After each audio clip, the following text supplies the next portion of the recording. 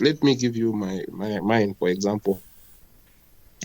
I was never excited in my humble life about when I'll marry and searching for girls.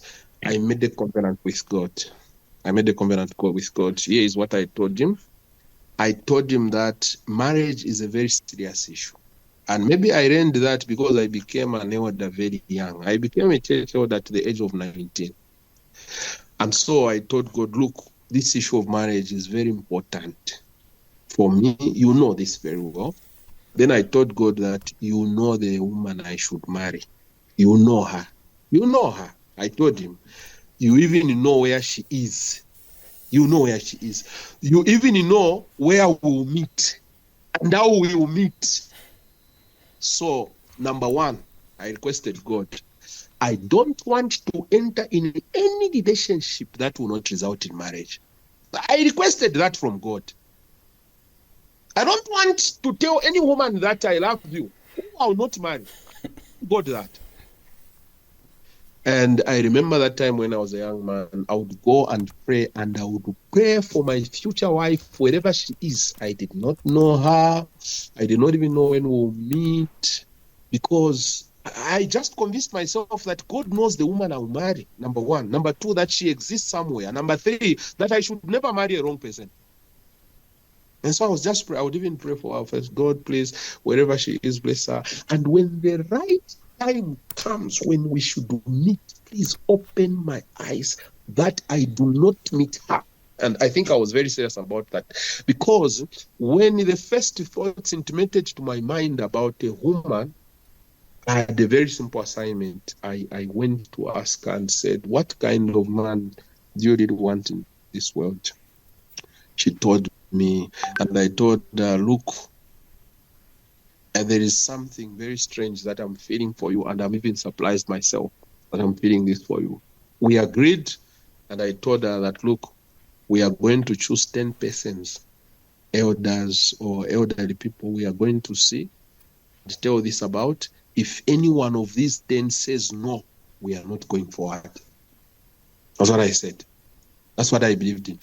That's what I prepared for myself. So you may not do what I did, but I think the conviction that God is concerned of your marital life is very important. Look, you are 25, you are 27, you are 30, you marry, you will live under this life even for 70 years, for 40 years you would be married. You know, you may spend more years in married life than you spend ever in your single life.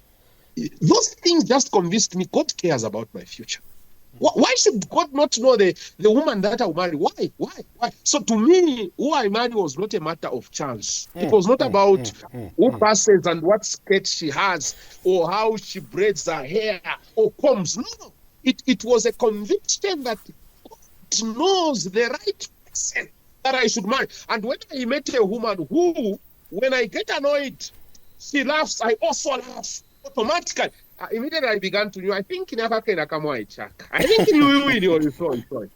And I even intensified my prayers. I went to pray, Lord, is it this girl? And I humbled myself to the opinion of others who I thought feared God, to confirm my thoughts. So you do not need to rush for anything. You know, I get sad. Our young men today, before they get married, they have had maybe 7 divorces just in relationships. They have yielded nowhere. And in all those 7 relationships, there are sexual affairs. I love you. You are very sweet. I can go to the moon, do whatever for I can do anything for you. Don't you feel guilty about those promises? Don't you? Don't you? Are you comfortable just promising anyone's daughter about your feelings, and then they break, and 2 weeks you are in another relationship? I told God I don't want that. I don't want that. I don't want to excite any woman. There should no time that should come when I should stand and preach in front, and the girl is seated and begins to say that man cheated me. I didn't want that. I never desired that CV. And I sought the wisdom of him who knows all things, him who cares for my life. And I can confirm that he answered my prayer. The fact that I humbled before himself and prayed and made sure he answered my prayer and approved of my decision has given me a lot of peace throughout my marriage, because even when storms arise, the foundation was set. God approved of this. God directed this. This was his will. I know it. I know it. I know it. Because I knew what I was thinking before I married. I knew what I was planning before I married. So my thoughts to a young man who is considering marriage is that your consideration of marriage must drive you to your knees and begin to pray, especially in this complex world. I do not believe there is any human being who has the capacity to know who is the right partner. I do not believe that. Because even you yourself, up to now, you don't know yourself. You don't know the capacity you have to sin until you are exposed properly. I do not believe any human being has the capacity to know their right partner. I believe only God has the capacity to show me who is the right person. And I ordered my life and I prepared my plans to marry under those tenets. Because I mean, if you are in Lusaka and you are searching for a woman to marry frantically, what about if she's in Chinsali, my friend?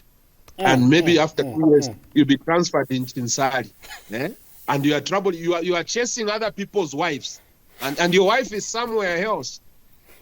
No. So more than anything, brethren, let's pray about these things. Let's seek the face of God about these things. Yes, you have the right to choose a woman of your choice, and make sure you do that. Make sure you do that. But you see, our God is a complex God.